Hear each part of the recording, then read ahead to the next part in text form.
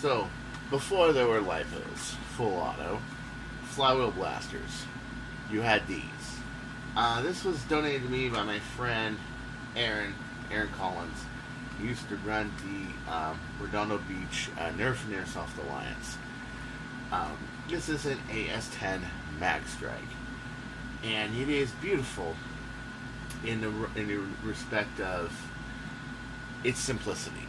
Now, I have been using Magstrikes probably since, I would say, I started in 2008. I saw that these were just incredible blasters. And oh, by the way, I've got two of them. Another 2 in storage, making for 4. Now, I also have extra shells, extra parts, extra stuff. I have 7 sets of magazines, and oh yes, this is great. This is one I found at a thrift store a while back, and I am very hard pressed to loan these to people, and the reason is very simple. I don't want to break them. I'm very careful with these. They're invaluable blasters. Now, in a world of full auto, in a world of, well, you can have a full auto LiPo blaster, you can have all sorts of other things. Sure, great, wonderful, you know? Except for the fact that there is a simplicity about the Magstrike that makes it golden. One, they're air powered. You give it 20 pumps, it'll fire 10 rounds in a minute and a half. Dual wielded, these things are just amazing. Number 2, they're very good for rush in and attack kind of scenarios. Usually what I will use a Magstrike for are, I will stand back, let my crew attack, load up my magazine, pump it up 20 times, and boom, hit, go after somebody and then run back. I mean, usually either pull out a Mauser fire or one of my other mag-fed blasters and shoot my way out, run back, reload, and everything. With Magstrike, one of the best philosophies to use was that hit-and-run philosophy. Most people didn't have more than 1 or 2 of these magazines at any one time. Me, fortunately, I have about 7. The biggest problem, however, is that you still have to pump it 20 times. Which, okay, compared to a LiPo-powered full auto, you don't have the fire flexibility, but I would dare say the Magstrike was made in a different time of battle, where that kind of stuff didn't exist.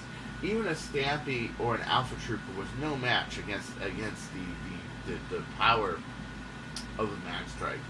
Just a sheer barrage of darts. Here. Allow me to demonstrate, shall I?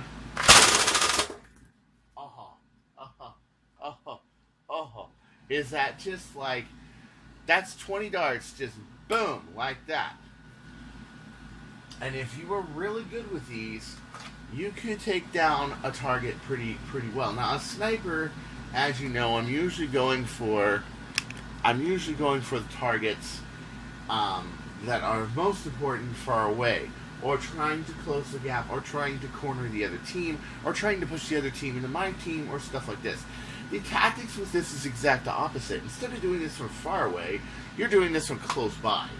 You want to run in and just hit them with a blitzkrieg of darts. Okay, 2 of these at and firing in 1.5 seconds, 20 darts is a pretty good firing rate. And not only that, it's fairly accurate. I can't say it's pinpoint accurate, of course it's not, but it's fairly accurate. There were several derivatives of these type of blasters. You had the Wildfire, you had the original one, which was made in the early 1998, 1999. I know one of my friends had one. A couple of them failed to fire, as you can see. Oh yes, and he also gave me some streamlines, which I'm using right now. One of the best mods to do this, and it's simple, is simply take out the pegs so you can use elite darts. They go about twice as far as the sonic darts they come with. The other thing is, you can get about, I would say, 50-60 flat out of these at 20 pumps. The yellow one. So the red one and the blue one, I had a red one. It could do maybe 30 feet. It's not as good. And it also took 10 or 15 pumps. These took 20. Another thing you can be done with these is a compressor mod. Yeah, you can throw a compressor on one of these and just keep loading up darts. There were people who did this in the early days and what have you. Are they kind of obsolete? Yeah, I think so. But they're still really great. Let me tell you a few things. Number one, they have the advantage of you don't need anything else but the blaster and darts. That's it. That's all you need. You don't need to buy lipos, lipo chargers, all that kind of stuff. You don't have to worry about an FHA obliterating your flywheel cage. You don't have to worry about anything. Number two, you don't have to rev the blaster to fire them. You use fire them. The only problem is that sometimes these kind of got a leak. Let's say after 10 minutes or whatever. And it was impossible to tell, like, how much air you had in there at any one time. You don't want to overdo it, even though it does have a pressure safety valve. You don't want to overdo it, but you don't want to underdo it either. So let's pump it up a few times. Let me show you this. What I usually did, if they were sitting around for about 10 minutes or whatever, and I wasn't sure how much air there was, I would simply hold the top of the magazine and let the air go until I felt that this wasn't trying to push up anymore. By doing this, it doesn't fire if the magazine is held down. But now I have cleared out my tank, and I can pump it up again.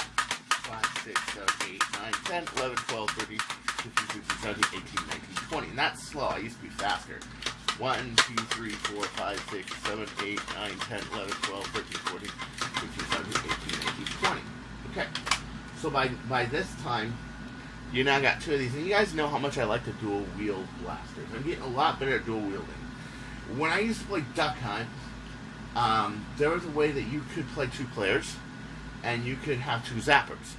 I used to dual wield both zappers, hit one duck, hit the other duck, hit one duck, hit the other duck, hit one duck, hit the other duck, and then hit the other one. There were usually 3 ducks, and I would just boom, boom, boom, boom, boom, boom, boom, boom, just like that. So I like the dual wield. I'm not as good as it. I'm not that good at it as I used to be. But Ragnar Oktoberfest, it got me thinking maybe I should get back into dual wielding, because that's exactly what I did. I dual wielded Chronoses.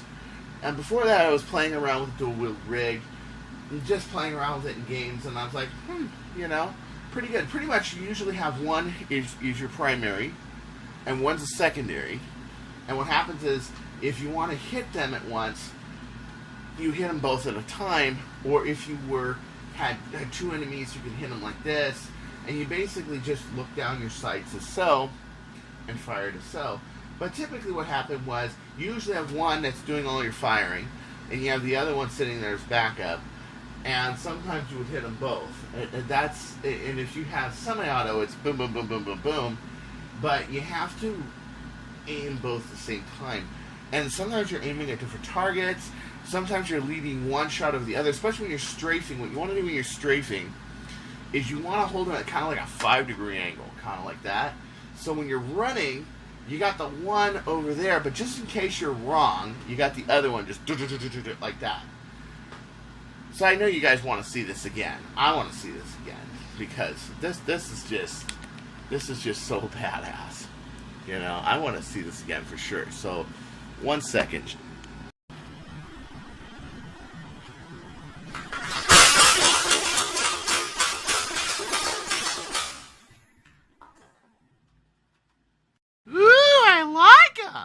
So until next time, this is Chris Cartaya saying, don't you go changing, or I'll fucking find you.